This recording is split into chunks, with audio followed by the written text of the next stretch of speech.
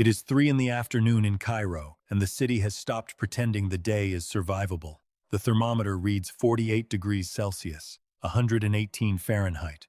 You stand on a flat mud brick roof, and the brick has been drinking the sun since dawn. Through the soles of your sandals, it bites back. There is a wind. You watch it lift the dust at the far edge of the roof, and for half a second you are grateful. Then it reaches you, and it is not relief. It is the breath of an oven, the north wind, the one the whole valley waits for, arriving today at a heat that has stopped feeling like air. No shade, no water you can reach. No wall between your skin and a sky the color of hot metal. This is the hour that kills, not the noon sun, which at least announces itself. This, the long afternoon, when the heat has soaked into every surface and the air itself has turned against you. Caught on this roof without water, you do not have many hours. You have fewer than you think. So you go down. There is an opening in the roof beside you, a tall shaft of brick, angled to face that same murderous wind. You climb into its shadow and drop into the house below, and the wind follows you down, the same wind. You feel it on the back of your neck, caught in the shaft above and poured into the room, except that, somewhere in the fall of a single story, it has changed its mind. The floor under your bare feet is cold, the light is low and blue, a clay jar sweats in the corner, and the air crossing your face is the air that tried to kill you on the roof. And it is cool. You stand in it and breathe, and you do not understand how. There is no machine here. No fan, no coil, no power line running to the street. Just a scoop of mud and timber on the roof, a shaft, a thick wall, and a jar of water. The Egyptians called that scoop a Malqaf, a wind catcher, and they were building it into their houses, 3,000 years before anyone in this story drew breath.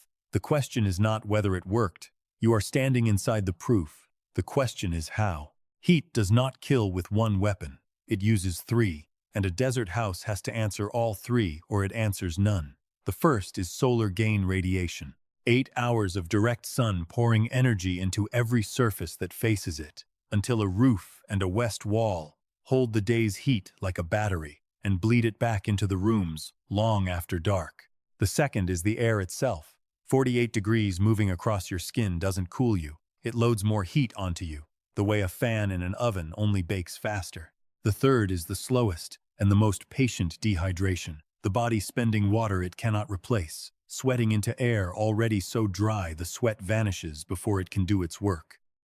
Now strip away the tools you would reach for. No electricity, no compressor humming behind the house, no refrigerant, no thermostat, nothing that plugs into anything. The builder has the sun, the wind, some water, and earth under his feet, and that is the entire toolbox. But the desert hands him one thing back, the same dry, cloudless sky that lets the sun hammer the ground all day, lets the ground throw its heat back at the stars all night. So the air that hit 48 at 3 in the afternoon can fall past 20 by the small hours, a swing of nearly 30 degrees between noon and dawn.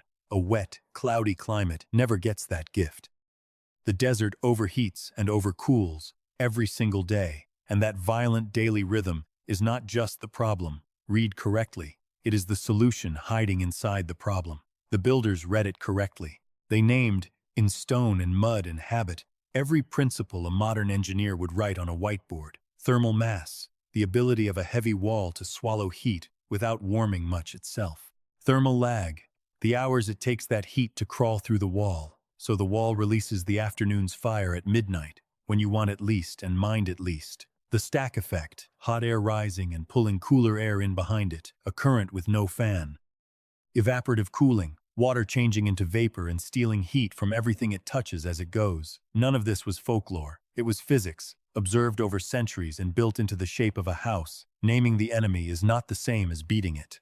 Knowing that the wall will lag and the air will rise and the water will cool tells you nothing about how thick, how tall, how oriented, how many openings and where. A principle is a promise. The house is where the promise gets kept or doesn't. And the first place the Egyptians spent that knowledge was not on the clever wind catcher at all. It was on the dumb, heavy, unglamorous wall. Start with the wall, because the wall does the work nobody photographs. Build it out of mud, brick earth, sand, straw, dried in the same sun that is the enemy, and build it thick. Not the thin skin of a modern wall, but half a meter of solid mass, sometimes more.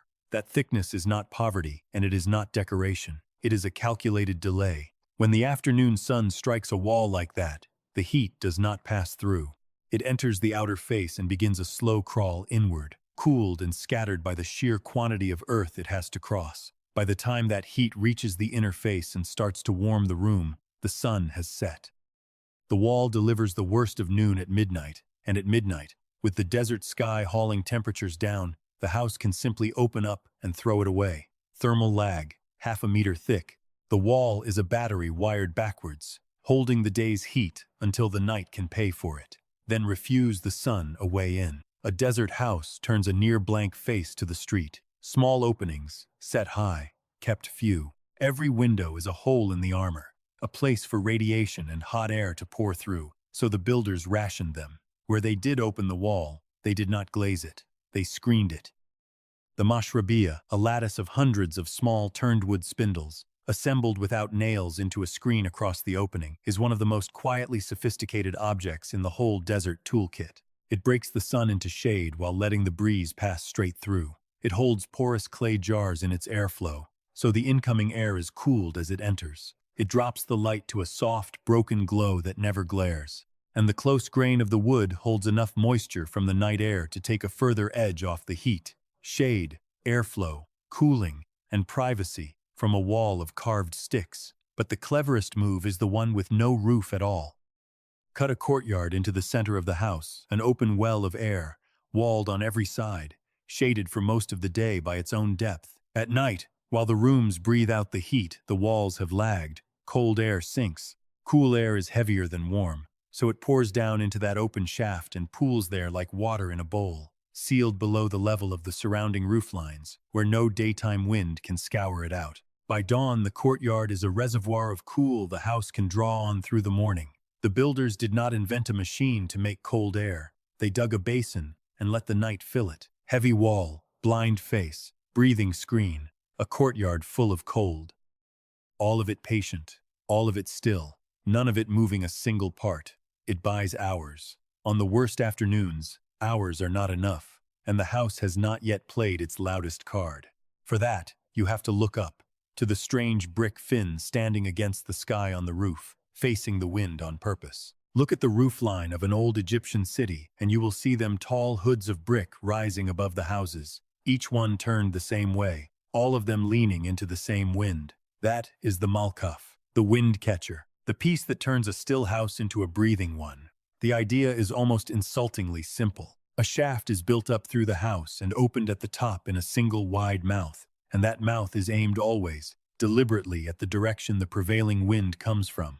In Egypt, that is the north wind, the steady breath that runs down the Nile Valley through the worst of the heat. The Malqaf faces north and waits.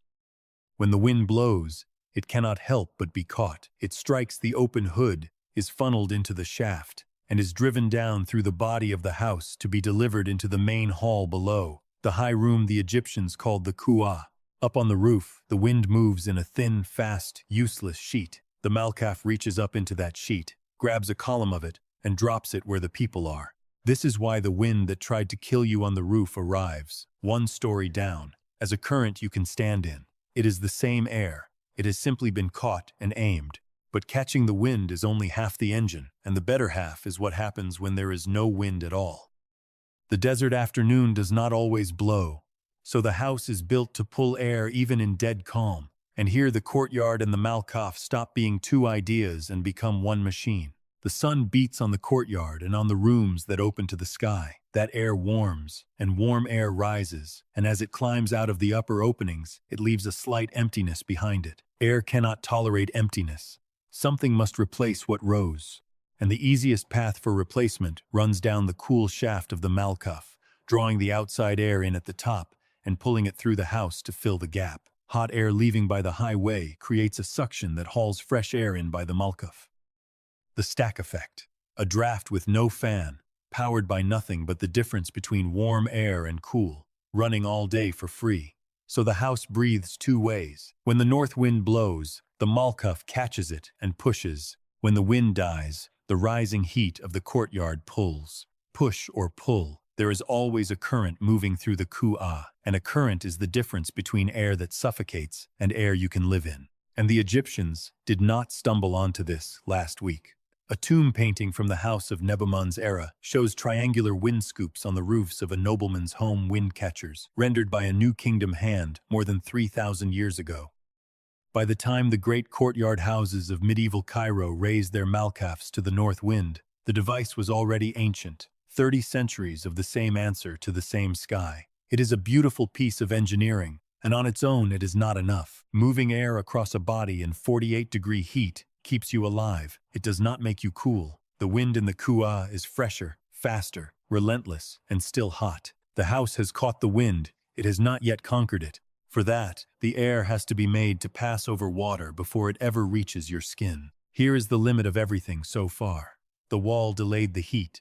The screen softened it. The Malqaf caught the wind, and the courtyard pulled it through.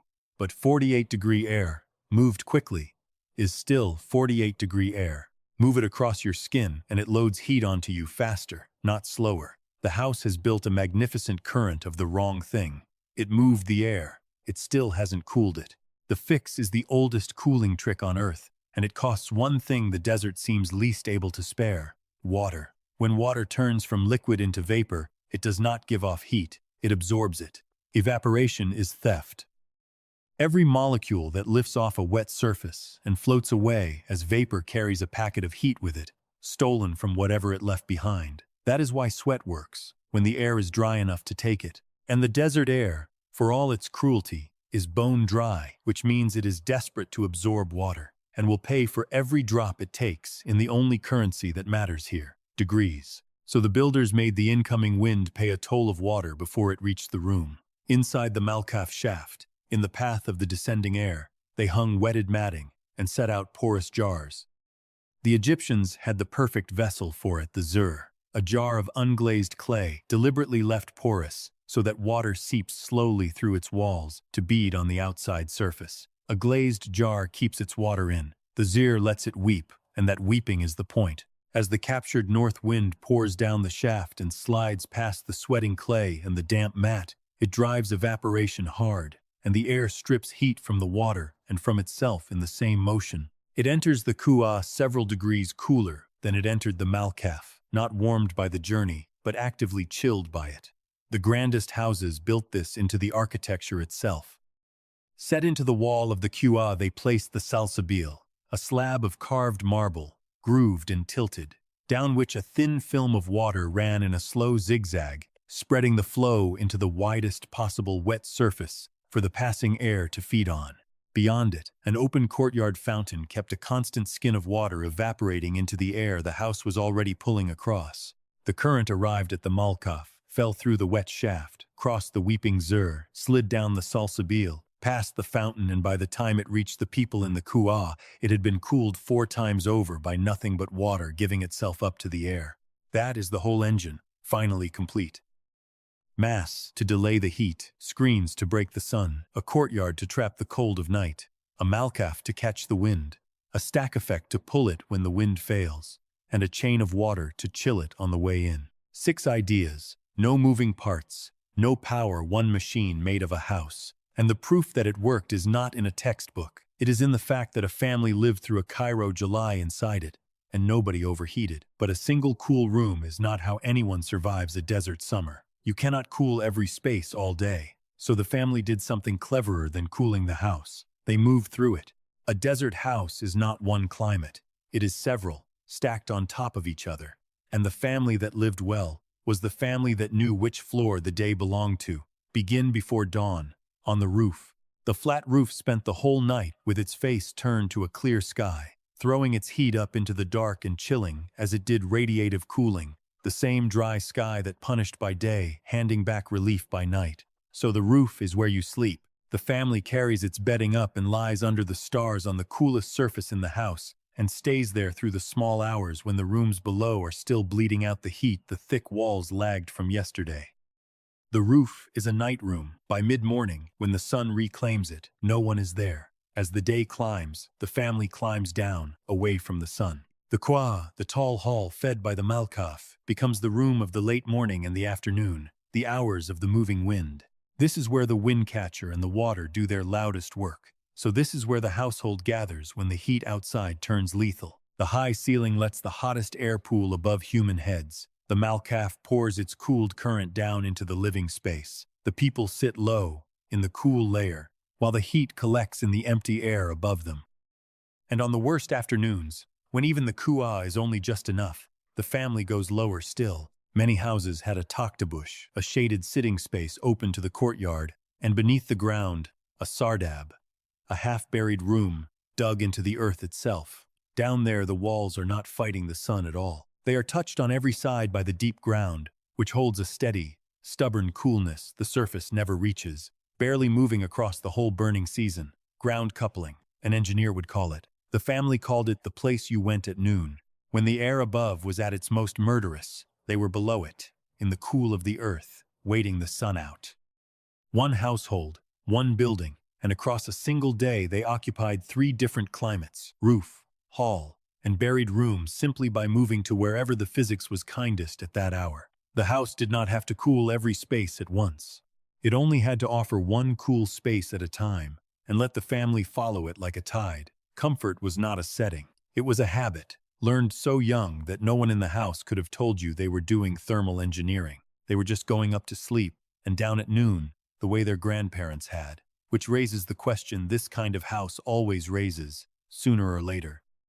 Who knew how to build it, and how did knowledge this exact survive in mud and memory, with nothing written on the wall? Nobody designed the Malqaf in the way we mean the word design. No single architect, no drawings, no patent. It was built the way a language is built, corrected over generations until it could not easily be said wrong. A wall a little too thin let the heat through by evening, and the family that built it sweated, and the next family built thicker. A Malqaf aimed a few degrees off the north wind caught less air, and the houses that caught more were copied. Centuries of small failures and small fixes, carried not in a book but in the hands of the men who built the next house, until the right answer had been pressed into habit. That is a slower way to engineer than a whiteboard, and on a long enough timeline it is just as exact. The hands belong to masons, builders working in guilds, passing the craft from master to apprentice on the scaffold itself. They worked in the cheapest material on earth, mud brick, made from the ground the house stood on, dried in the sun, costing nothing but labor. There is a temptation to read that as poverty, a people who built in dirt because they had nothing better. It is exactly backwards. Mud brick is heavy, and heaviness is the whole point. The thermal mass that lags the heat is free, sitting in the riverbank, waiting to be shaped. The builders were not making do with earth. They were exploiting the one property earth has in abundance, the patience to absorb a desert's worth of heat and give it back slowly. The cheapest material in the valley was also the correct one. That is not luck. That is 1,000 years of getting it right. And the house they built was never only a machine. Step into the courtyard at the center, and you stand in a deliberate small world, open to the sky, closed to the street, ordered around water and shade. The fountain at its heart was cooling the air, yes. But water in a desert is never only water. It is the thing that means life, set at the center of the home like an altar to the obvious. The mashrabiya screen cooled the room and broke the sun, and at the same time it let the women of the house see the street without being seen, turning a thermal device into a guardian of privacy. The courtyard let the night's cold pool indoors, and it also gave the family a piece of open sky that belonged to no one else, a private heaven walled off from the dust and noise outside. The engineering and the meaning were never two things. The same thick wall that lagged the heat also kept the world out. The same water that chilled the wind also blessed the house. What unsettles, once you have seen it whole, is that this exact marriage of physics and meaning was not Egypt's secret. It appears again and again, in places that never traded a single brick with the Nile, built by people who could not have known the Egyptians existed, answering the same sun with the same tower. Cross the deserts, and the wind catcher keeps appearing, under different names, built by people who never met. In Persia, they raised the badgir tall, elegant towers. Some split into 4 faces so they could catch a wind from any direction, standing over the houses of Yazd in the same hot silence. On the Arabian Gulf, the merchants of the coast built the barjeel, a square wind tower over the courtyard that pulled the sea breeze down into the rooms below. East, into Sind and the old city of Hyderabad, The rooftops grew their own scoops, all of them leaning the same way, all aimed at the one wind their valley could be trusted to send. Different empires, different gods, different centuries. The same brick fin against the same white sky, doing the same thing. These cultures did not copy one another. Most of them never knew the others were there. What they shared was not a blueprint, but a problem, a sun that would kill you, and a toolbox that held only earth, wind, and water. And when you hand the same hard problem to enough clever people for enough centuries, they arrive, separately, at the same answer. The wind catcher is not an Egyptian invention or a Persian one. It is what the desert asks for, written down independently by everyone the desert ever asked. Convergence, an engineer would call it. It is the closest thing to proof that this was real engineering and not local habit. The physics was true everywhere. So everywhere, the true answer was found. Which brings you back to the roof in Cairo, where you started, except the hour has turned. It is dusk now. The sun has finally let go of the brick, and the north wind that tried to kill you at 3 o'clock is still blowing, but the day's fury has gone out of it. You feel it move past the Malqaf one more time, slide down the shaft, cross the last of the water, and pass out through the house cool and spent, its work done. The same breath that began on the roof now leaving it gentled. No machine ever switched on. No power was ever spent. A scoop of mud, a thick wall, a buried jar, and a basin of night air did all of it, and have done it for 3,000 years. The lesson the Malqaf leaves on the roof is not really about Egypt, or even about heat. It is about the difference between fighting a force and understanding it. The modern instinct is to overpower the desert, to seal the house, run the compressor, and spend energy until the sun is beaten back by brute electrical force. The builders of this house did the opposite. They studied the sun until they knew its hours, read the wind until they knew its direction, learned the water until they knew exactly what it would give. And then they built something that let all three do the cooling for them, for free, forever. They didn't fight the heat, they engineered around it. If a house of mud could outthink a desert summer with no power at all, it is worth asking what else the old world solved that we have only learned to plug in. There is a tower of ice waiting in the next one built in a desert, in the heat, with no machine to make